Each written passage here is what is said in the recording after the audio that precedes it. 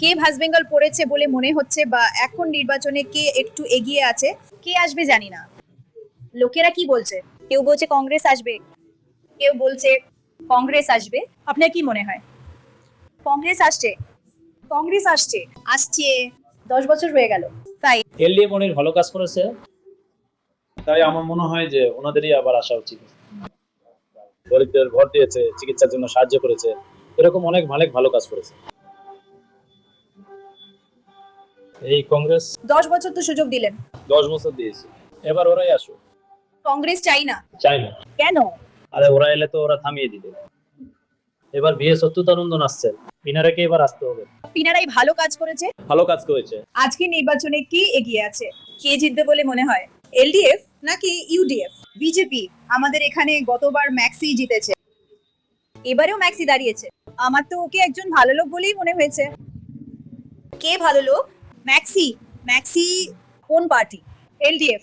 LDF. LDF এর জেতা উচিত। এলডিএফ। ইউডিএফ। ইউডিএফ কেন? পরিবর্তন। পরিবর্তন। পরিবর্তন চায় মানুষ। আপনি কি সবসময় ইউডিএফ এর সমর্থক? হ্যাঁ। কে এগিয়ে আছে? Maxi. KGF. Maxi. LDF. LDF. কেরালায় মোটের উপর। মতের উপর কি হবে তা বলতে পারবো না। তোমার মনে কি আছে? সবাই আমাকে জিজ্ঞেস করছে। তবুও আমাদের ইচ্ছা যে বামফ্রন্ট আসুক। আপনি কি পার্টিতে আছেন? কি? আপনি কি এলডিএফ পার্টিতে আছেন? আমরা সমর্থন। নির্বাচনে কে এগিয়ে আছে? এলডিএফ। এলডিএফ। আপনারা এলডিএফ এর তৃতীয় টার্ম চান? লোকেরা সেরকমই চাইছে। হ্যাঁ হ্যাঁ হ্যাঁ, কেন? কারণ এলডিএফ রাজ্যে অনেক উন্নয়ন করেছে,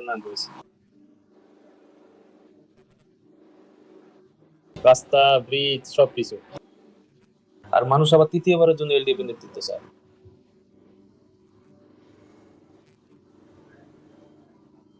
ইউডিএফ নয়, ইউডিএফ কে সুযোগ দিচ্ছে না কংগ্রেস। কোনো সুযোগ নেই, কোনো সুযোগ নেই। কোনো সুযোগ নেই। কোচিতে এখানকার একটি কেএসআরটিসি বাসে আমরা মানুষের মতামত জানার চেষ্টা করছিলাম যে এই নির্দিষ্ট নির্বাচনে তাদের মতে কে এগিয়ে আছে এবং কেন। এবং এখানে একটি খুব আকর্ষণীয় লড়াই হতে চলেছে, কারণ যদিও বিজেপির লড়াই আছে, আমরা আশা করি এটি মূলত যা সবসময় ছিল তাই হবে, ইউডিএফ এবং এলডিএফ এর মধ্যে একটি দ্বিমুখী প্রতিদ্বন্দ্বিতা। এলডিএফ অবশ্যই 2021-এ 50 বছরের রেকর্ড ভাঙতে এবং পিনারাই বিজয়নের জন্য দ্বিতীয়বারের মেয়াদ নিশ্চিত করতে পেরেছিল, কিন্তু কংগ্রেসের জন্য এটি এমন একটি নির্বাচন যা তারা কোনোভাবেই হারতে পারে না। তারা 10 বছর ধরে ক্ষমতার বাইরে রয়েছে এবং কেরালায় তাদের কর্মীদের মনোবল বজায় রাখতে এই নির্বাচনে তাদের জেতা প্রয়োজন। কোচিতে ক্যামেরা পার্সন পল রাজের সাথে ডিকোডারের জন্য কুমার সুধীর।